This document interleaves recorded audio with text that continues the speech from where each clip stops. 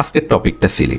AI generated বিরাট কোহলির dance step নিয়ে একটা ইউটিউব শর্টস আপলোড করেছিলাম। পছন্দ অপছন্দের মাঝে অনেকের কোশ্চেন ছিল সেটি কিভাবে বানানো। তো চলেন আজকে এআই কে নাচাই ছাড়ি।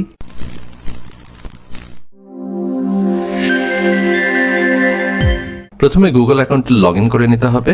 এরপরে ক্রোম ব্রাউজারে গিয়ে লিখতে হবে VisionStory.ai। এন্টার প্রেস করে দিলাম। এরপরে ডান পাশে যে লগ ইন বাটন আছে ক্লিক করলাম, সেখানে গুগলের মাধ্যমে লগ ইন করে ফেললাম। তো আমাদের ফ্লোর এখন রেডি। এখানে সবার উপরে সিলেক্ট মিউজিক থেকে মিউজিক সিলেক্ট করে নিতে হবে। আমি মিউজিকটি সিলেক্ট করে নিলাম। চুজ স্টাইল থেকে cinematic, anime, pixel, water colour বিভিন্ন রকম অপশন রয়েছে। আমি সিনেম্যাটিক অপশনটি চুজ করলাম। আর লেটস ডান্স যে এখানে অপশনটা আছে, এখানে নিচে আপনি রেফারেন্স কোন একটা পিকচার অ্যাড করে নিতে পারবেন। আমি পিকচার অ্যাড করে নিচ্ছি না, আমি জাস্ট প্রম্পটে লিখছি ক্রিস্টিয়ানো রোনালদো ইজ ডান্সিং। ওকে, দেখা যাক রেজাল্ট কি দাঁড়ায়।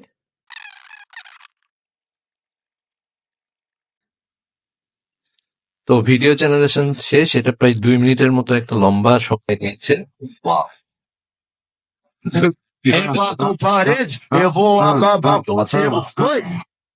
আলটিমেট রেজাল্টটা কিন্তু খারাপ না।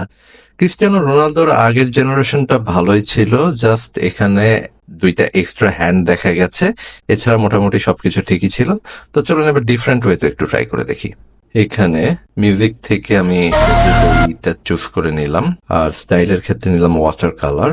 এবার রেফারেন্স পিকচার হিসেবে একটা ইমেজ অ্যাড করছি।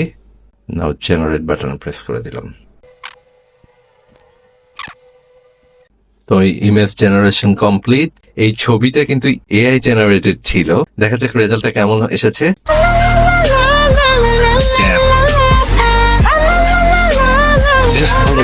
মোর দেন মাই এক্সপেকটেশন। তো এই ছিল ভিশন স্টোরি নিয়ে আজকের মতো সবকিছু। এখানে প্রতিটা ভিডিও জেনারেশনের জন্য আমার মোটামুটি 3 থেকে 4 মিনিট সময় লেগেছে। যদি প্রাইজিং এর বিষয়টা বলি, এখানে বিভিন্ন প্যাকেজ শো করছে, যদিও আমার 0 ক্রেডিট শো করছে, তারপরেও আমি মোটামুটি 6 থেকে 7টি ভিডিও জেনারেট করতে পেরেছি এ পর্যন্ত। এই বিষয়টা আমার কাছে পুরোপুরি ক্লিয়ার না। তো যাই হোক, আপনারা এর মাধ্যমে ভিডিও জেনারেশনে ট্রাই করে দেখতে পারেন।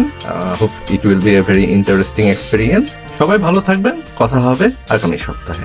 যদি ভিডিওটি ভালো লেগে থাকে তবে লাইক, কমেন্ট, সাবস্ক্রাইব করে পাশেই থাকবেন।